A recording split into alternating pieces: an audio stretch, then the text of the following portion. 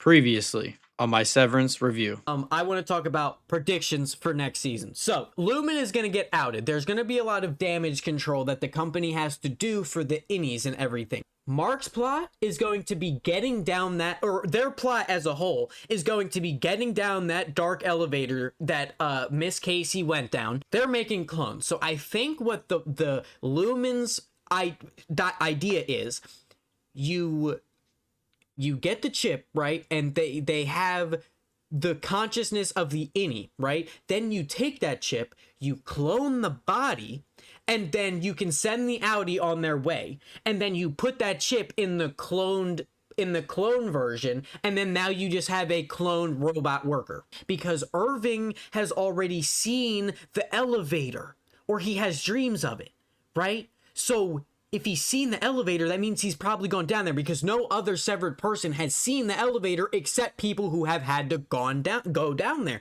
And Miss Casey went down there. So what I think happened is they covered up Mark's wife dying, and they really just cloned her.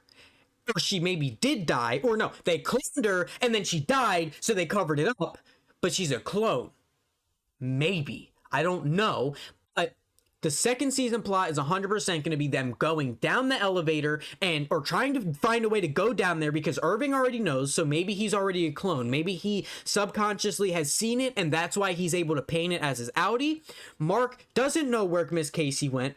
He knows that he has a wife, and he knows that she's down there somewhere. And yeah, Helly, don't really know what she's going to do, but she's been trying to get out since day one, so she's going to help them. And Dylan is going to help them. Actually, Dylan might get hurt or killed or something, because he got caught by Milchick helping them, like pressing the buttons and flipping their switch. So maybe Dylan isn't around. Or maybe he's fired and he has to, I don't know. But those are my predictions. So I watched Severance season 2, and man, watching my predictions for this season from my last review is so funny, because some of it I'm not too far off, but then other shit I am just way off, man. It's so funny. But anyway, so finished the second season of this show, and this show time and time again proves to me that it is way smarter than I am. This show is honestly, listen, a lot of stuff that I review on here, I tend to say is really good. I'd say about a good 90% of the stuff that I review, I usually have high regards, or I'll give it like an 8 or a 9 out of 10. This show is, in all of its aspects, is some of the best stuff that you can get. The acting is phenomenal. You basically have people playing two separate characters most of the time. The plot is amazing. It's a great mystery. It constantly has you questioning things, and it gives you enough information to keep you interested, but doesn't tell you the whole picture. It's super great. But like the camera work swapping between like how the camera shifts depending on if you're an innie or an outie. This show is just really good, man. Also, another thing I didn't mention in the first review that I made sure to note to myself to mention in this show's music is very, very good. It's super good. Like it plays really well into like the mysterious stuff that's going on, and it's super solid. And I didn't mention it in the first season. It's probably more prevalent in the first season. I vividly remember it in the first season. In this second season, it has been a couple weeks since I finished it, since I'm doing this review, but the music is still super solid. Another thing, I don't know if I talked about the opening for the first season, like the opening intro of the show. I don't think we watched it. I think we skipped it most of the time. But this season, we're like, oh, it's a new season. For the one time, let's watch the intro. Never again. That was the creepiest drug-induced. I don't even know. If you watch the intro to Severance, dude, season 2, I don't even know how, like, it made me feel unsettled watching it, and we skip it every time from now on. But I said the show makes it a point that it is much smarter than me all the time, between the music, the camera work, the way that it does the plot. It's over my head all the time. All of the time. There's like symbolism in here, and like, dude, I don't know. But it got to the point where it actually forced me to start taking notes. Like, usually I would watch the whole season and then I would just get on here and I would just review, and anything that would come to my mind that I felt to mention. I definitely would forget some things that are probably important, but if it didn't stick out to me, I wouldn't mention it. But this show, after the Miss Casey specific episode, I believe there's 10 episodes in this season. The first season had 9 episodes. I believe it is episode 8 of this show, or maybe episode 7, where the entire episode follows Miss Casey and her mental journey and everything that's kind of going on below the elevator, which is something that I mentioned in my predictions.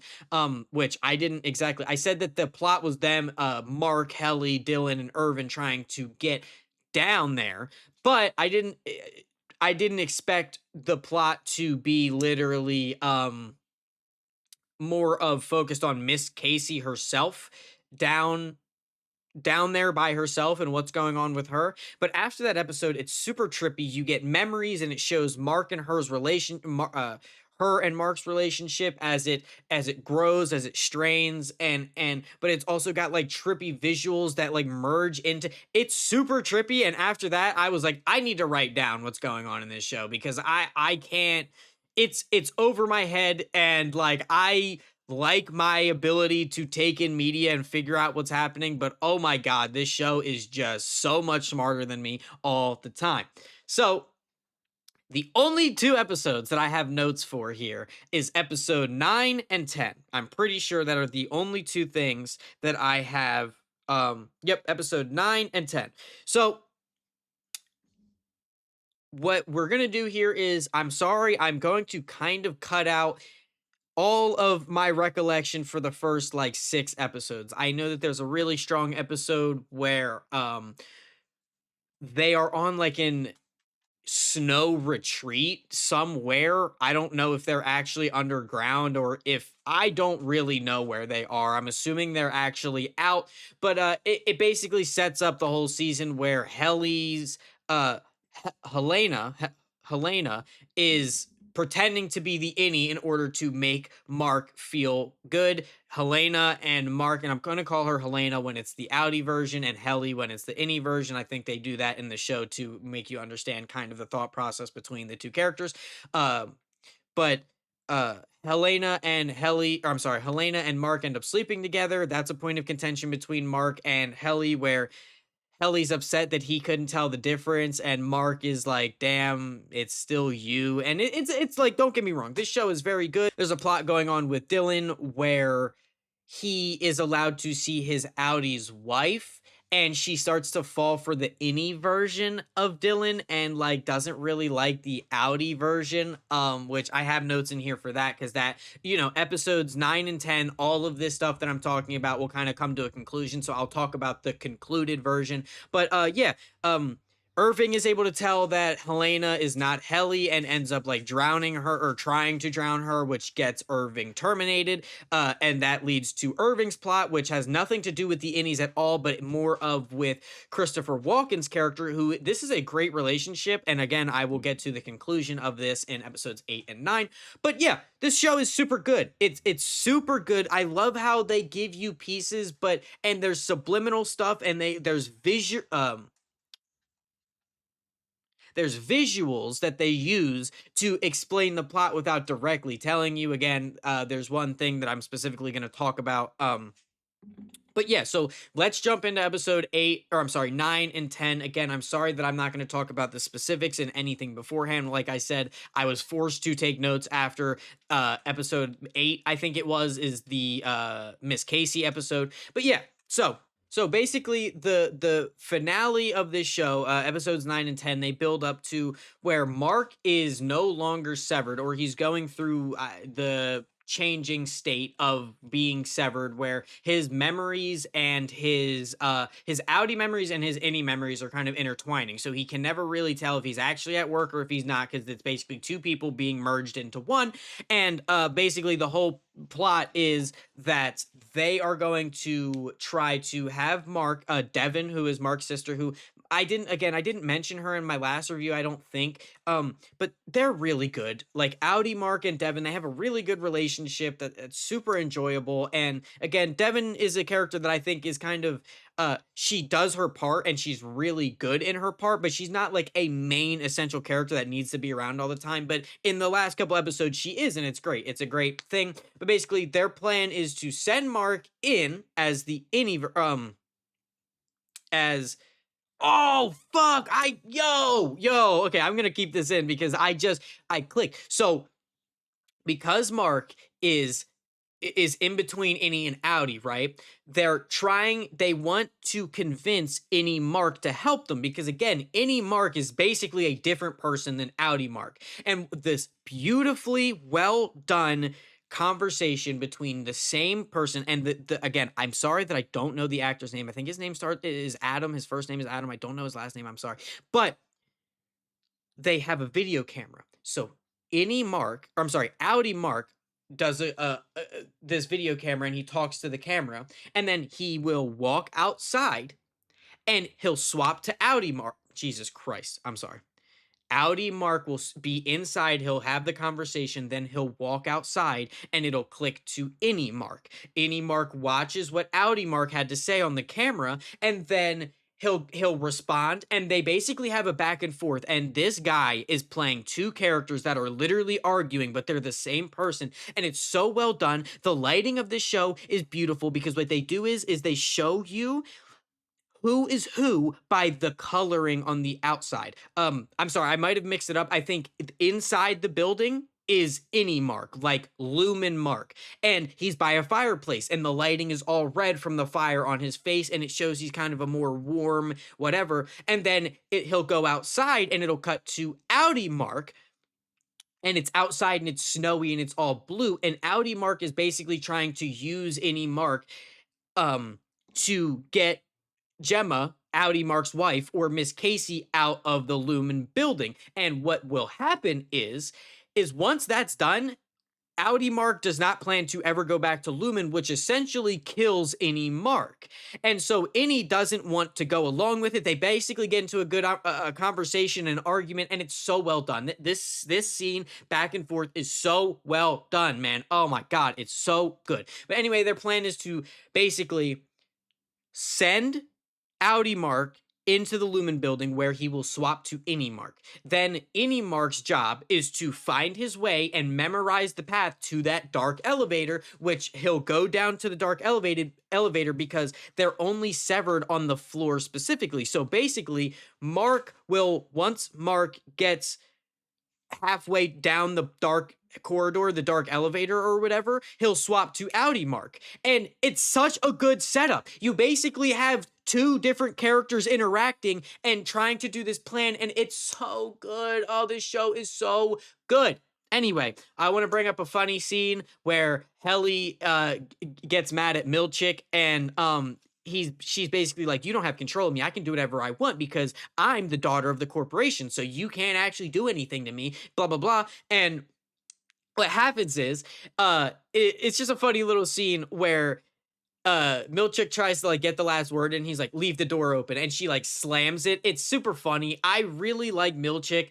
Milchick is a weird character for me because when he is interacting with the innies, the severed people, he's kind of a dick and he kind of has to like follow protocol, and he's kind of annoying, and he's like a Mr. like goody two shoes kind of thing. But when Milchick is interacting with the higher ups at Lumen, he stands up for himself, he speaks out, he speaks his mind, and it's a weird thing where when he's with the severed people, you don't really like him because you're on the severed people's side. But then when you're with Milchick, because you know Milchick as a character, when you're with the higher ups that you don't know, you're automatically on Milchick's side. You want him to speak his mind and say whatever. And it's super great. I really like Milchick in this season. I like him taking over Mrs. Cobell's spot, or Harmony's spot, or whatever her name was. I'm sorry.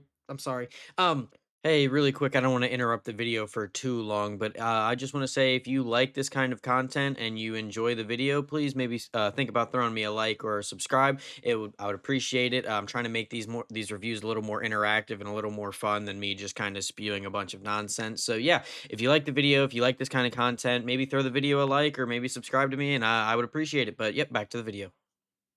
So earlier I mentioned that Dylan's Audi wife is actually falling in love with his innie, and they go and they see each other a whole bunch, and she starts like really fall in love with him, and she ends up telling Audi Dylan this, and he has the worst reaction. I understand that in this universe, technically, innies and Audis are two separate people. They're two separate beings in the same body. But he treats her like she's cheating on him with like a whole different person, but it's still him. It's just him at work and he doesn't have any memory of it. And she was honest about it. And like all they did was kiss. And again, for his wife, that's still him. It's just him at work. And they do have different personalities. I don't know. I thought Audi Dylan was kind of being a bitch, but then again, I have a weird take on like Innie and Audi, they're not separate people. It's still you. It's just you don't have those memories. You have different personalities, but you're not a whole different person. So like, is she really cheating? I don't know. But Innie Dylan ends up proposing, and it was a funny scene because I think the way that he said it, again, I don't have the exact line written down in my notes, but it was a funny scene, and I was like, what is happening? So this leads me into the like clone aspect. So again, I mentioned earlier that there was a scene that I wanted to mention about them using visuals that tell you stuff without actually telling you. Um, so basically, Helly is having a conversation with Mr. Egit, or I'm sorry, Helena, not Helly, Audi Helly or Helena is having a conversation with her dad, Mr. Egan or whatever, and she's eating an egg and she cuts the egg into 6 parts. And there's this like art behind the plate that she's eating that is like a person like split into 6 different pieces or whatever. And basically what they're trying to do, and I'm just gonna kind of wrap up what the finale kind of is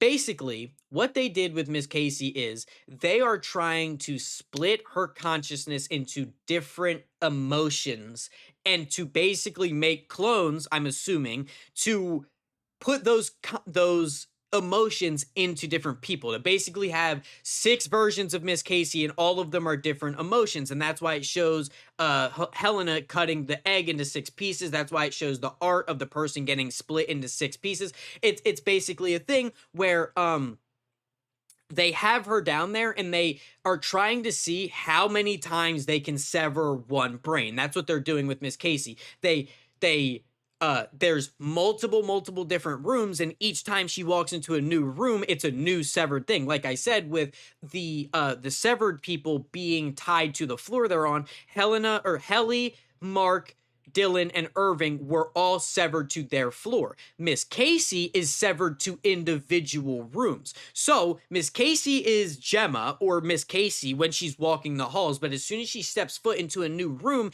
it's a new severed version. So it's like a new personality per room.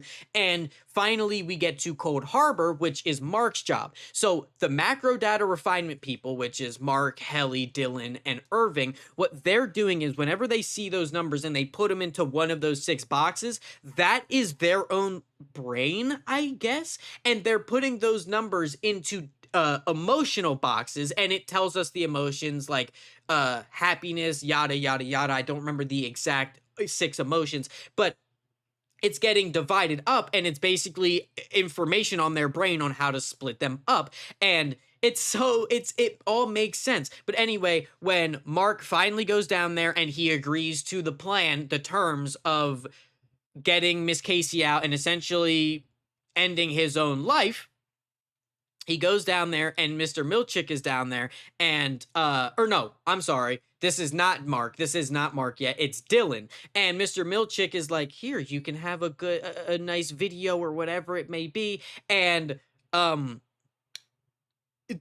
Dylan is like, "Okay," and he's like looking at whatever, doing whatever, and then Mr. Milchick is like, "Okay, have a good day." And he turns around, he just fucking he just bolts out the door. It's such a funny scene that is like ingrained in my head and why I love Milchick. He does the most random things. They have him just doing things, and it's so funny. But basically, we come to the conclusion here where Mark is doing the plan that, and it goes well. He ends up fighting against the mountain from Game of Thrones. That guy is in this show, and he ends up fighting and killing him along with Brienne of Tarth from Game of Thrones, who is also in this show, who is like the lamb keeper, the sheep herder or whatever. And again, I'm cutting out a lot of stuff that's really probably important. I really think you should watch the show. If you're watching my second season review and you haven't watched it, please, even with all the stuff I've said, please go watch it. It is such a good, entertaining show. It's just all the things that you would want in a show. It keeps you locked in and invested. Super good.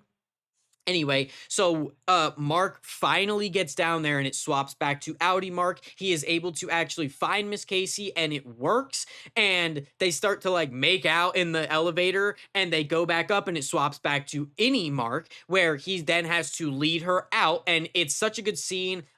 There's a marching band for whatever reason because Milchick is a random ass character. He brought a marching band in to celebrate Cold Harbor being completed, which is what Mark was doing. Basically, this whole plot kind of revolves around Mark and Miss Casey. And I kind of have a small problem with that because I like the idea of Mark just being the one who got this info. Okay, listen. I understand how plots work. The main character, it all revolves around them because they're the main character. But what I'm saying is, in the first season, the guy who got unsevered, he went to Mark's Audi because him and Mark's innie were cool. So the only thing he thought to do was to go to Mark's Audi. That's the only reason why Mark was chosen. Mark wasn't chosen because he had some bigger picture or because Miss Casey was his wife on the Audi. He was only chosen by that guy.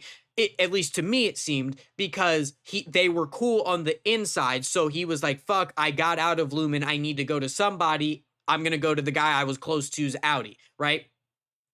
In this season, it basically says Miss Casey was chosen because her relationship with Mark. So they figured out how to split the consciousness 6 different ways with Miss Casey. And then now it's up to Mark to finish Cold Harbor or basically reach 100% of his job. And then Miss Casey was basically going to get killed and they were going to use Mark. And it basically means that Mark is the only person that they were doing this for, which kind of sucks in my opinion. I felt like it was better if it was just Mark was just the guy that it so happened to happen to, not that he was a part of this bigger picture. But anyway, the ending of this season, I don't know if I cut myself off there or what I was exactly talking about, but the ending of this season is Mark running out, any Mark running out with Miss Casey, and she gets out the door. And Mark is about to walk out there and be Audi Mark with his wife, who he misses so much. And Helly stops at the end of the hall and is like, Mark, are you going to leave me? And he chooses to go back into Lumen with Helly. And it's like, dude, this whole season's plot was about getting Miss Casey out, or Gemma, literally his wife. And any Mark chose to stay with Helly, which is like, oh man. But regardless, I really like this show. I really like this season. It was really good. It definitely is way smarter than I am. I definitely missed out on probably some of the very blatant stuff that this show shows you. But this show's lighting, the camera work, the acting, the plot, the everything is so good on this show, man. So really quick, while doing this review or editing this review, I realized that I never actually did a best character award for this show. Or for this season of Severance. So here it is. Drum roll, please. It's Milchick. It's gonna be Milchick. I don't know how or why I love this character so much, but he's so random, so over the top, so enjoyable. He's got his quiet moments, his loud moments. He's super funny, super enjoyable. A lot of this cast is super good, but Milchick, every time he's on screen, he's just the best character, bro. He just takes the cake. But yeah, anyway, I mean, I was wrapping the video up anyway, but yep, back to it. But anyway, let me know what your thoughts on this season were. If you watched it, if this convinced you to watch it, you definitely should. But yeah, let me know what your thoughts are. Have a good day.